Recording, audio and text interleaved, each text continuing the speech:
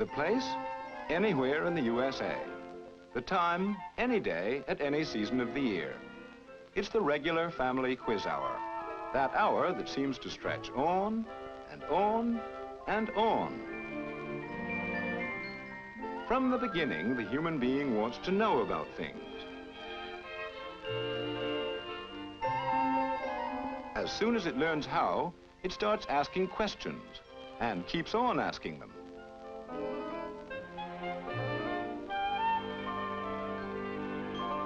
But then, without warning, comes a time when the questions taper off and stop altogether. What's happened? Just one thing. She has reached her teens. Does she really know everything? Often the teenage girl acts as if she does, or thinks she does. Her world is uniquely her own. Everyone else is rigorously excluded, except other teenagers. And this teenage world looks to outsiders like a complete, self-sufficient entity, with its inhabitants possessors of the answers to all the questions that plague the rest of us.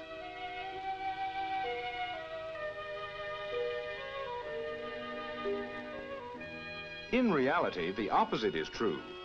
Far from knowing all the answers, the teenage girl has reached the age of curiosity.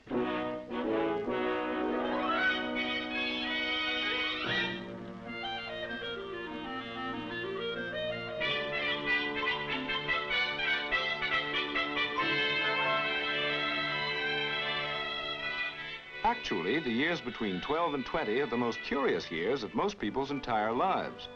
It's then that the search for answers becomes intense. Answers to what? Literally everything. Such diverse topics as boys, world events, fashion, cosmetics, careers, etiquette, literature, marriage. These and 1,000 more involved with the teenager's future. All hold mysteries. School, of course, can't tackle all the subjects of teenage concern. But since being bright is very in these days, and because the pressure of getting into college is steadily growing, today more teenagers really care about learning what they are taught.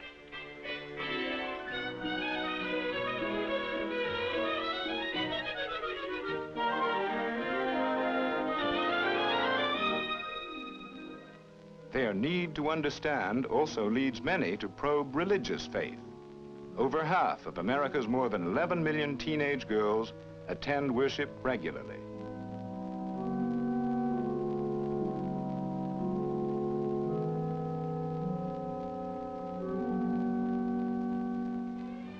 The same need to know often finds expression in the arts, either as participant or as knowledgeable observer. The teenager, for the first time in history, is fully involved in the cultural life of the nation.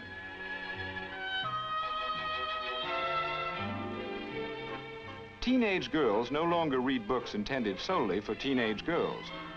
Their literary taste is as adult as they themselves want to be. And their musical taste exhibits a similar desire to be grown up.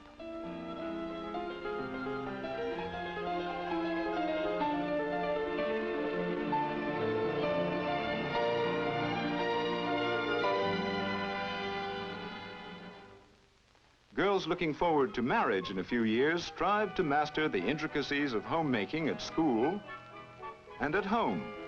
The teenager's curiosity stretches into the kitchen, where she learns from mother and experiments with new dishes, new menus for her friends, for her family, and for her family of the future.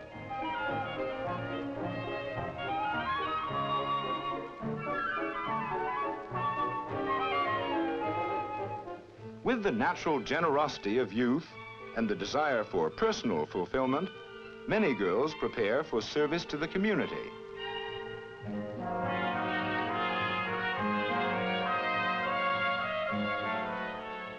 Millions of girls work, part or full-time. They do it to earn money, to gain experience for the future, and in many cases to glow in the satisfaction of a job well done.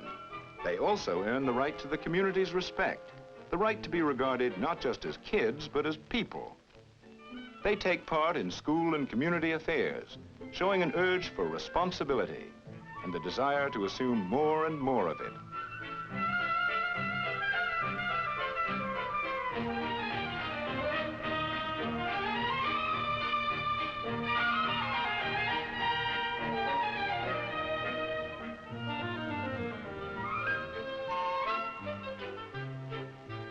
Teenagers are people, and even though the future looms especially large in their young lives, they're primarily interested, like everybody else, in the present.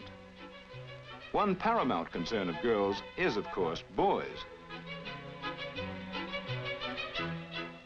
No matter where they may stand in their academic subjects, you can bet that the great majority of them are diligent students of the art of making themselves attractive.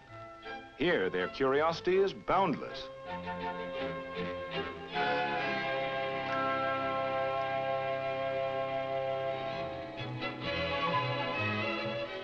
They want to know what to wear on the numerous and varied occasions that make up their busy lives.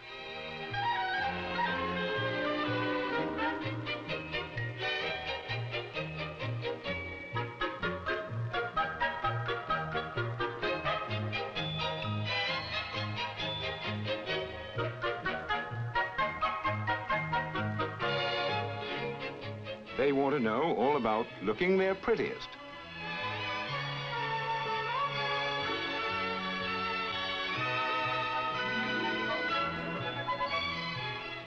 They want to know how to be charming, all the more when they're in the company of someone who matters.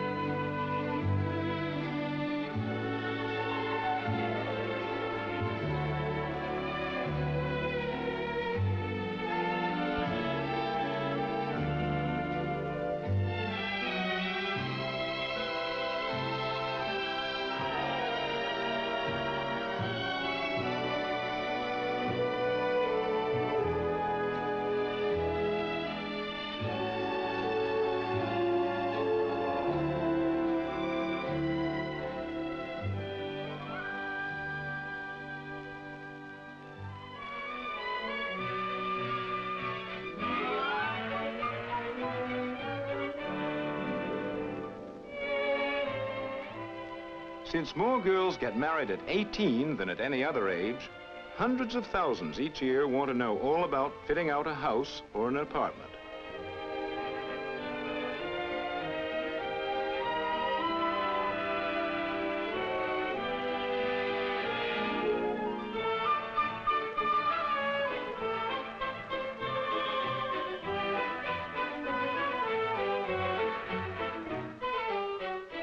No, teenage girls of the 1960s are a far cry from the isolated beings they sometimes appear to be.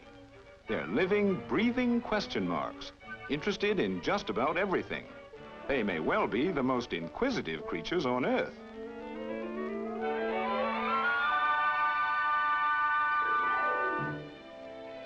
In their never-ending quest to know, girls in their teens naturally gather impressions and information from all the standard sources.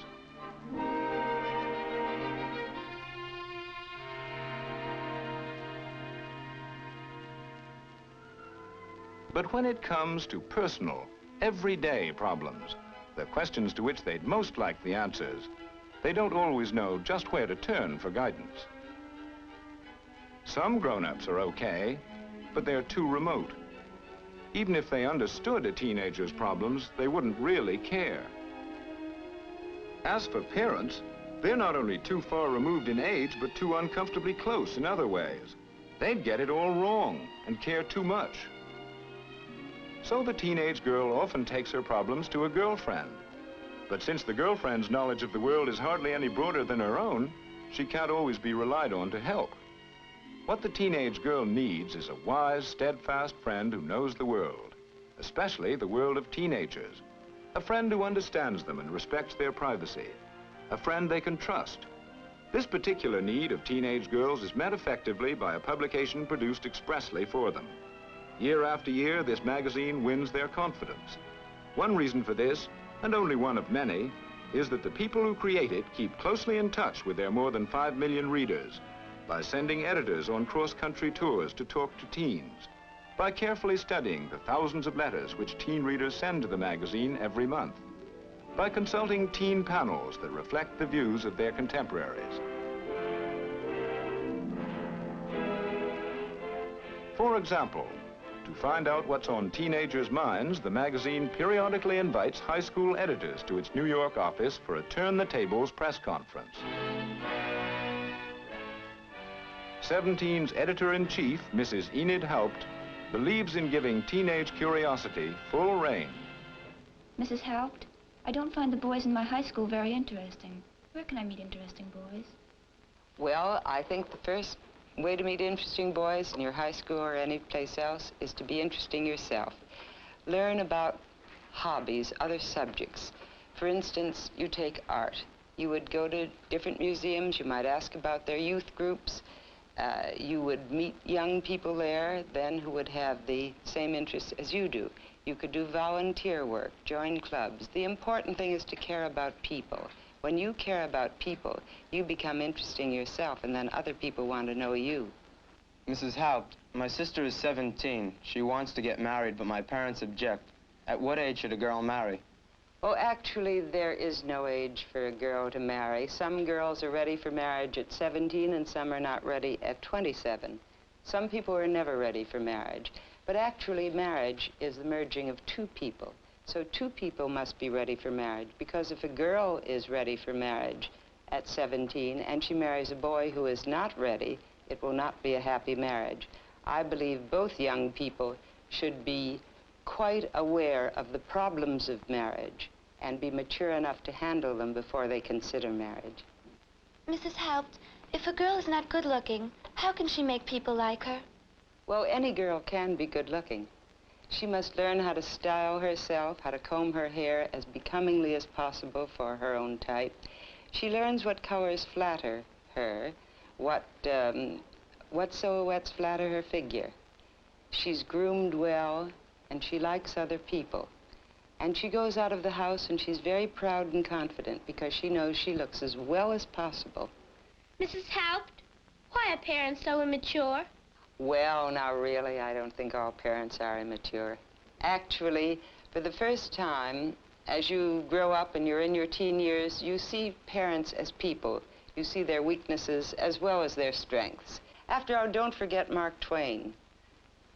I think his observation of his father will go down in history as the greatest of all times. He said, when I was 14, I was surprised at how little my father knew.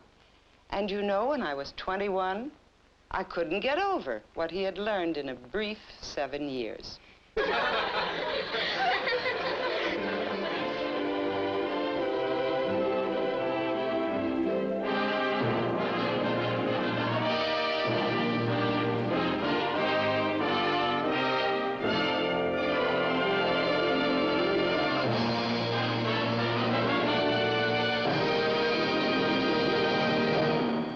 The end?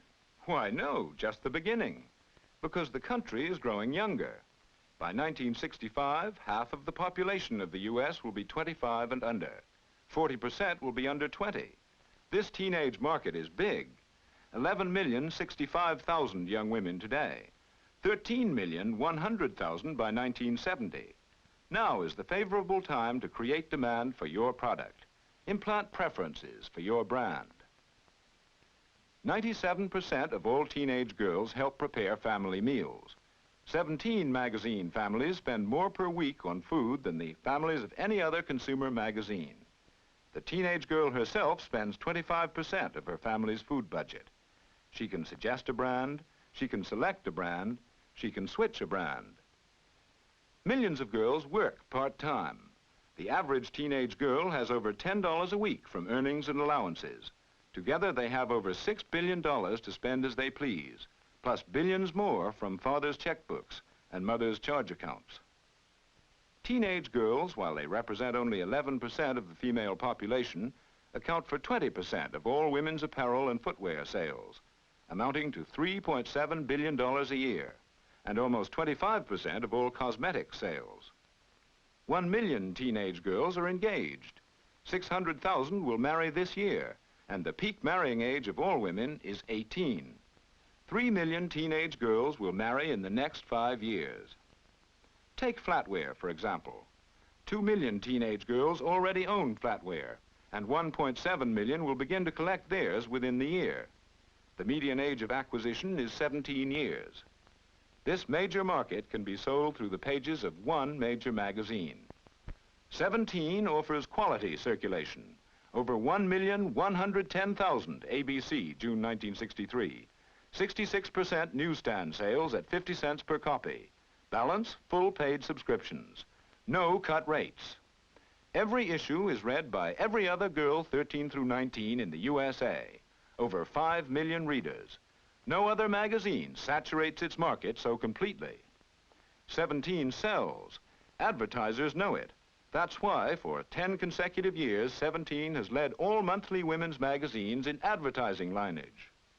Retailers know the magic of 17 and show it by the tremendous volume of their local tie-in advertising with 17.